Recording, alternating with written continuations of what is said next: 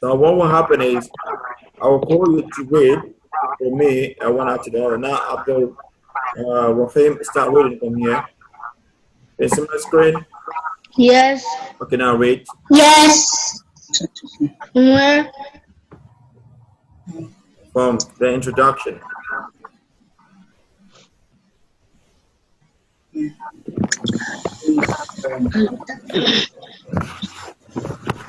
Yes, read, please. But where? From the Yeah, from introduction. the introduction. I should say. Can you see my screen? Yes. Okay, read. Yes. Abdul Rahim, Allah. Yes. read. Read what you finished. Allah. All praises to Allah, the sovereign Jinn, Lord of the universe. May His beneath be showered on His Prophet Muhammad, his companions, and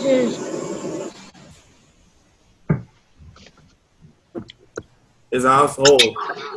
Welcome to talk to. his companions in his household. Muslims accept the Prophet Muhammad is without the seal of all prophets. No prophets or messengers shall come after him except false ones. Now, this is the beginning. This is the base of your belief in Allah. That you should believe in Allah and believe that the Prophet wasallam is the last and the seal of all prophets. That is to say, we will not have any prophet or messenger after him. So, except the people who claim to be about their all liars. This is the reason why it's been said that we will not have any messenger or prophet after him except the false ones. So every Muslim must have a strong belief in his mind that the Prophet Muhammad wasallam is the last and the seal of all prophets, and we will not have another one after him. Yes, continue. False ones. Having considering carefully and thought critically about the Yes, continue.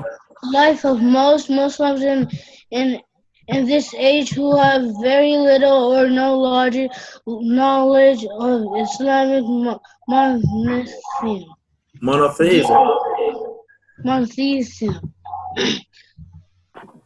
Tawheed and the non-Muslims who are glad, proud, and bask in utter disbelief. I deem to it fit together this little fact. Perhaps Allah uses it as source of guidance for the chosen ones. It is only He who guides, and not all the persons will be guided. So Allah, the writer of this book says, after considering, looking at what people are into today, now we can see all over the world today, the number of people who believe in Allah, I mean the number of Muslims are is very little compared to the number of people who claim to be not Muslims, and even with the fact that we have a very small number of Muslims, the ones who have knowledge of Islamic monotheism, we should call Tawheed. I know many of you will have heard Tawheed, Tawheed. Well, what does it actually mean? So it means that you should pick Allah, you should believe in Allah and Him alone. So this is the reason why the person who wrote this book didn't fit together all this facts together, use it as a way to explain things to you and me. And you know, Allah is the only one who guides, no one else can guide. And this is the reason Allah says, yes, continue. Abdul Salam, continue from there. Abdul Salam, Yes. read. Allah says, Allah says, Not upon you, Muhammad, is their guidance, but Allah guides whom He wills. Allah subhanahu wa ta'ala also said, Now, Allah says in the Quran, now, لَيْسَ عَلَيْكَ هُدَاهُمْ وَلَكِنَّ اللَّهَ يَهْدِي. Allah said to the Prophet ﷺ when his uncle was almost dying, and when he was almost dying, the Prophet was beside him on the sick bed and was trying to convince him to accept Islam, and was telling him that say, "Qul la ilaha illallah, la ilaha illallah," and I will be able to fight for you on the day of resurrection. I'll be able to tell Allah that you became a Muslim before you died. But his uncle never said it, and he died a disbeliever.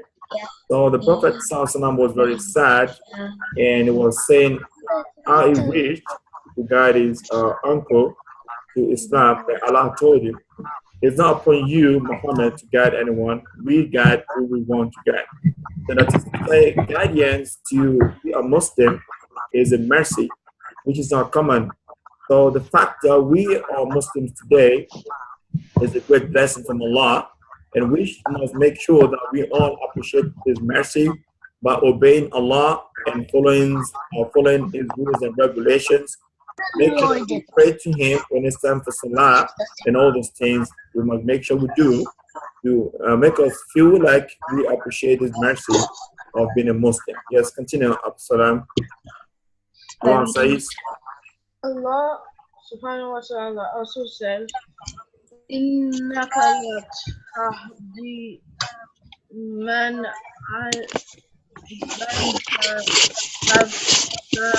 إنك لا تهدي من أحببت ولكن الله يهدي من يشاء وهو أعلم بالمهتدين. Now read English. Verily you, Muhammad, guide not whom you like, but Allah guides whom He wills. And He knows those who are guided. So Allah says also to him, I want decorum, please. I want silence. I want silence, please. Just listen to me. When you want to talk, you have to put up your hand. So Allah says, verily, O you Muhammad, is not appointed to guide anyone. Allah guides whom He wills, and He knows best those who are guided. So this is the reason why, as a Muslim, you must never have it in your mind that you are proud with what Allah had done for you. So this is the story which I narrated to you before. The Prophet ﷺ telling his uncle Abu Talib on the sick bed to be a Muslim, but he refused and he died as a disbeliever. So we will continue from the next hadith.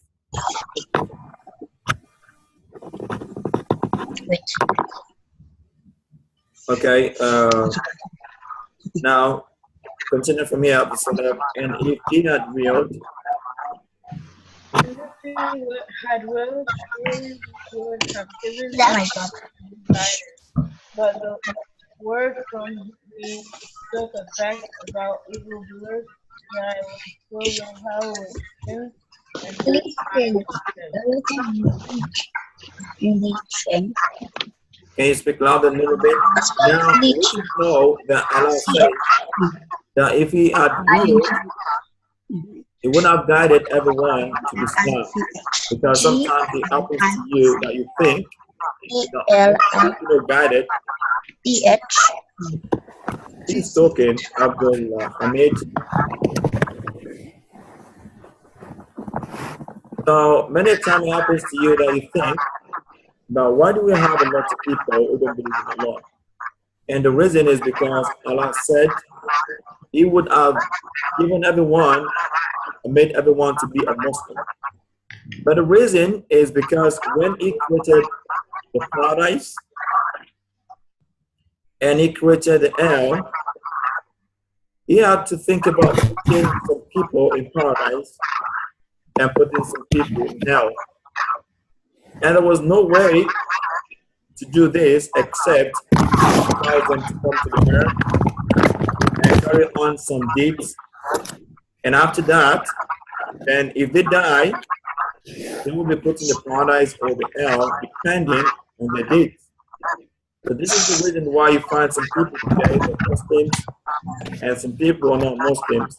Because if Allah decides to create people and put some people in paradise and some other people in hell, then that would be good. That's not going to be just enough. So this is the reason why it didn't fit to allow people to come to the earth to do their job, I mean, to pray, to go for Hajj, to do good deeds. And if you wish, if you don't want to do, it says also, if it's you, then you have to do. But the last word it said is, I'm going to wait for you. When the time comes when the person dies, Allah will tell him, you decided to follow this path, which is the wrong path. So today, you don't have a place in the paradise. And the people who've done the good deeds, who are Muslims, who are worshiping Allah, Allah will say to them that you decided to choose this path, which is a good path, and today you've been made to enter the paradise.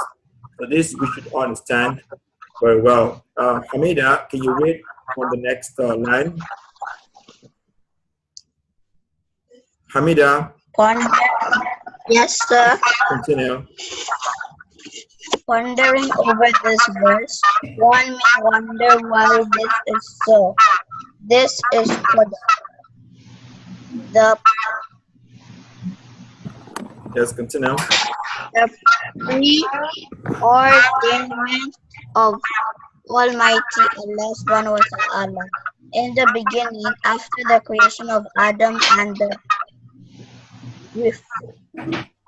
refusal of Iblis, Satan, to prostrate to Adam, resulting to his being casted out of the paradise. Good. Now we should understand the reason why it happens that way. Before Allah created Iblis, he'd already known that Iblis would be in the wrong place. So, for example, when Allah says in the Quran, "Inni ja'ilun fil ardi," I'm going to make people, I'm going to create people on the earth. Then the angel said, why do you want to create people? We are worshiping you and we prostrate to you and we do all the things you want us to do for you. You want to create people who will cause a problem, causing a lot of atrocities on the earth. And he said, Ana a'lamu ma la ta'lamu. I know what you don't know. So I know the reason why I need to create them. I need to create them for that reason. And this is the reason it says in the beginning when Allah said to Adam that prostrate to, Allah said to Iblis that prostrate to Adam, he said, Ana khayru minhu. I'm better than him.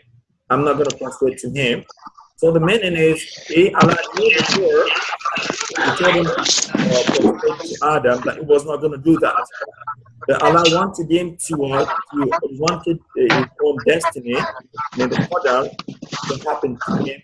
That is to say, to cast him out of the paradise. And this was the reason why he told him to prostrate to Adam, but he refused to do. And Allah told him that you have to get back to the premise because it's not natural for practical. Yes, continue from there. Allah said, oh, Iblis, it's me down. Oh, Iblis, get down from the paradise. Continue. Get out, for you are those humiliated and disgraced. Iblis said, allow me respite till the day they are raised up. Resurrection. I.e., the day of resurrection. Allah subhanahu wa ta'ala said, you are of those respited. Respited. Iblis said, because you have sent me astray, surely I will sit I will set in waves against them, human beings on your straight path. Then I will come to them from the right and from the left, and you will not find most of them as thankful ones. They will not be beautiful. Allah said, get out of the paradise, disgraced and Expelled. expelled. Yes, continue. Over of the mankind will follow you. Then surely I will fill hell with Yes, with you all. Quran. So Quran 7. this is verse chapter 7, verses 13 to 18. Now this was a conversation that happened between Iblis and Allah. When Allah told him to prostrate to Adam and he refused to do, then Allah told him that I'm going to cast you out of the paradise and you're going to be doomed. Then he said, okay, I know, I run my soul, but grant me respite. Respite means give me the chance to be able to be active. I mean, make me active till the day of resurrection. The day when everyone will be raised up and everyone will be brought before Allah for judgment. So that day is a day when all the deeds you've done, all the good deeds, all the bad deeds will be obvious to everybody. That is to say, if you've done something in seclusion, you've done something in an hidden, you're thinking no one is seeing you, Allah will bring all the things you've done, will bring it close to you, and everyone will see. So this is the day we call the day of resurrection, when everyone will be raised up from the grave. So Iblis said, grant me respite to this day. You know why? Why did he say that? So that I can lead astray as many as I can amongst the people, among the sons of Adam, because he wanted to fight back, because Adam was the basic reason why he was being casted out of the paradise. So he wanted to fight back by attacking the offsprings of Adam, which is me and you. And this is the reason why whenever you're about to commit a sin, or whenever you're about to do something which is not good, remember that Shaitan already got a respite. He already got a go ahead from Allah to lead you astray as much as he can. So but Allah said, you will only lead the people who are not pious, who are not good astray. But the people who follow me, who are very dutiful to me, who follow all my rules and regulations, you will not be able to do. But let's see today, a lot of people easily follow Shaitan. You see people worshiping fire, people worshiping Isa, the son of Maryam, people worshiping stones, people worshiping a lot of things, people worshiping moon and whatever. All these people, they are people who have been led astray by Shaitan. Even amongst the Muslims, you find people who commit grievous sins, things like the kill, things like great things like stealing, lying, and all these things. So whenever all these things are happening to you, remember that Allah is the one who is working and is the one who is trying to lead people astray. And that's the reason why we should always be very careful whenever the man is telling you to do something. You know, it's a natural thing. When you're doing the right thing, your mind will be telling you that you're doing the right thing. But once you start to do the wrong thing, you find someone coming around, what do? You run away, isn't it? Do you wait? No, sir. No, you don't wait. You run away because you know that thing is wrong. But at that point in time, when you're doing the wrong thing, Shaitan is going to tell you that continue, no one is going to see you. Continue, no one is going to see you until you fall into the wrong thing and Shaitan will be happy. So this is the reason why we should be aware that Allah has given Shaitan the go ahead to lead people astray. And may Allah protect us from Shaitan. Now, who is there? Quran, read from the From the foregoing, we know that Allah subhanahu wa ta'ala gave Iblis to cloud the place. gave it the Shaitan the go-ahead to mislead people. However, he, Allah subhanahu wa ta'ala, made a promise concerning the true believers, that is tomorrow he will give guidance. He, Allah subhanahu wa ta'ala says, Now, so what can you speak louder, please? Inna ibadi laysa alayhim sultuna wa kafa birabbika Now, wakila. Allah says, thank you, that oh, Allah had given Shaitan the go-ahead, the permission to lead people astray. And the reason he did that is because he knew that you can only, he said to him, okay, I've given you the go-ahead, but I have a promise for you. Inna ibadi, all my slaves, all my servants, laysa laka alayhim sultan. You're not going to have any authority over them. وَكَفَى بِرَبِّكَ وَكِيلًا. It says, verily you say Shaitan have no authority over my slaves.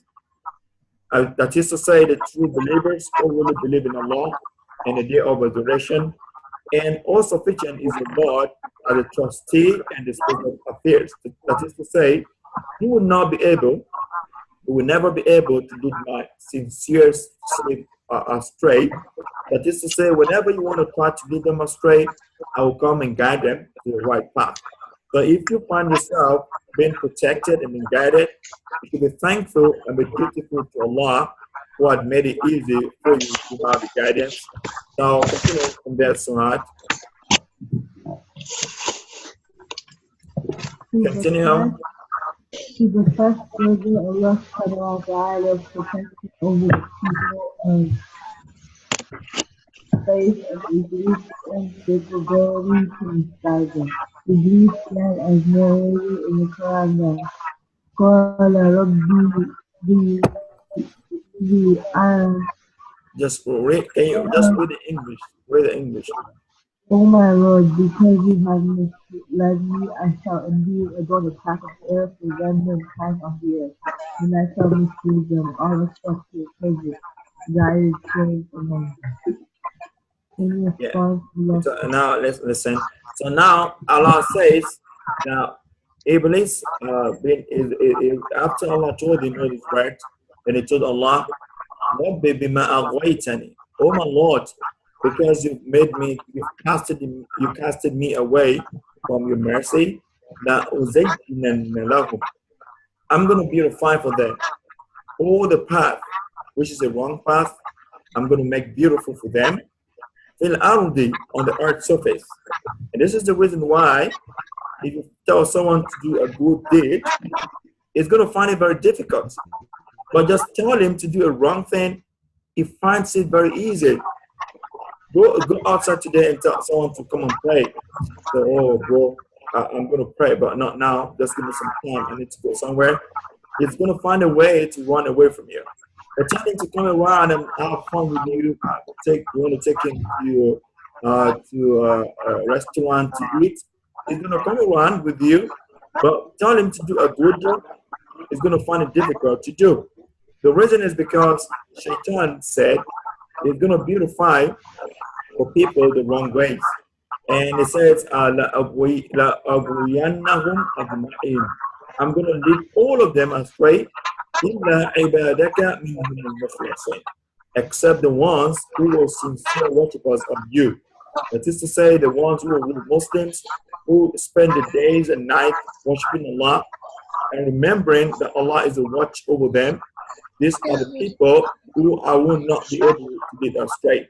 For all the people who decide to do whatever comes to their mind, because the mind commands you to do the wrong thing.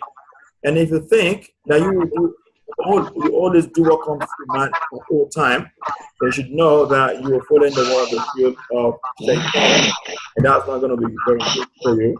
Now, so continue from there. Who is there again? Abdul Rahim, continue. Where? From here, this is a way. This is a way which will lead straight to me. Certainly you shall have no authority over my slave except who follows you or God one polytheist criminals, evil doers, and those who go astray. Good. So when after that, Allah said to people, He said to him, يَقَالَ هَذَا صِرَاطٌ عَلَيَّ مُسْتَقِيمٌ. This is my path that leads straight to me, and I've made it clear to you. I've made it to know this is the path that leads to me. Inna ibadi. Oh, indeed, you're not going to have an authority over my slaves, except the ones who follow you. I mean, the ones who are the God one. The God one means people who are the polytheists, the criminals, the evildoers. These are the guys. These are the people who you can lead astray. But for my sincere believers who really believe in me, you will not be able to do. And this is the reason why sometimes when you're deciding to do the wrong thing, something comes to your mind and it strikes you in the mind that this is wrong, you have to stop it. This is wrong, you have to stop it. And something else comes to you, that's Shaitan, said, come on, do it. No one is looking at you. And if you do it, you're going to run away or you're going to repent after you've done it. So Shaitan is coming to you, and Allah is also sending His own angels to you to guide you all the time. So at this point in time, you have to follow the right path, which is the path of Allah subhanahu wa ta'ala, before you will be saved. Yes, Abdul Rahim, continue. Continue, Abdul Rahim. Meaning Allah says, do in the sincerity of Muslims with worshipping Me. their obedience to my rules and regulations. I will safeguard them from the devil and leave those who follow their self-desire and wish of their leaders of expense of Allah's command, to whom they follow to guide them, but surely Allah Guys, all right. guides all right. Okay, Allah says that one. Now, okay, due to this, I will be able to, due to the sincerity of the Muslims who worship Allah, they're waking up in the morning when others are sleeping, they're coming out to pray Fajr. When it's cold, they have to put on the jacket and go to the mosque. When it's hot, they have to use an umbrella or work, or they have to walk or trek in the sun to go to the masjid to pray. And they have to sit down inside the Quran, worship Allah in sincerity, pray the tahajjud. Due to all this sincerity, I will safeguard them from the devil, and I will lead those who follow the self-desires and the wish of the leaders. The leaders could be wherever, could be a person, could be shaitan, could be some other authorities. But whenever a person wishes to follow his whims and caprices, Allah will leave him with all these whims and caprices, and Allah will not guide him right anymore. But the people who Allah finds sincerity in the worship, Allah will surely be the one to guide them right. And Allah says also again in another verse, yes, Abraham, read. Were it not that mankind would have become one community, all Disbelievers. disbelievers desiring worldly life only, we would have provided for those who disbelieve in the most gracious Allah to silver rules for their houses and elevators whereby they ascend, and for their houses doors of silver and thrones of silver on which they could recline, and ornaments of gold. Yet all these, i.e. the roofs, doors, stairs, elevators, thrones of their houses, would have been nothing but an enjoyment of this world and the hereafter with your Lord is only the coin to us believers in Islamic monotheism and fear Allah Now, this is another subhanahu verse we should be aware of. Allah said, if not for the fact that He never wanted everyone to be taken away by the wealth of the disbelievers, He would have provided for the people who disbelieve in Allah roof made of silver, elevators made of gold or silver, and the doors of the houses made of silver, the throne of silver, and they will recline in adornments of gold. You know, the point is, you find a lot of disbelievers today, they're very wealthy. And the reason Allah made them wealthy is for them to be able to go more astray so that they can become more arrogant, like the way Fir'aun did. Allah told Fir'aun to release the people of Israel, the Bani Israel, to let them go. Fir'aun said, look at what, he said, am I not better than Hada Mahinun? It was talking to Musa. Wala yakadu yubain, who cannot even explain himself very well. Don't you see that I have got rivers under me flowing and I've got all the things I need? I'm a God, he told his people. And Allah said, Musa prayed to Allah that, oh Allah, innaka atayta Fir'aun, oh you Allah, you gave Fir'aun zina, you gave him wealth, wa amwalan, and money, fil hayati dunya, in his worldly life. رَبَّنَا لِيُضِلَّ عَنْ سَبِيلِكَ, you gave him all these things to lead people astray from your path. رَبَّنَا طُمِسْ عَلَى أَمْوَالِهِمْ, oh Allah, allow his money to increase his wealth. وَاشْدُدْ عَلَى قُلُوبِهِمْ, make his heart stoned, make his heart stoned to the extent that he's not going to think about you. وَلَا يُؤْمِنُونَ حَتَّى يَرَوْا الْعَذَابَ الْعَلِيمَ. And Allah said, okay, if that's what you want me to do for Fir'aun, I'm going to make it. And I've already answered the prayers, so you should never follow him.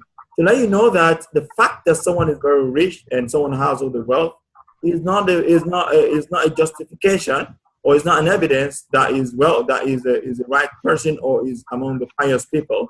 But it's an indication that Allah is giving him those things as a test for him to be able to allow him to go astray the man. So I'm going to stop the session. I'll start another session. You just have to just wait, and I'll be starting another session now, inshallah.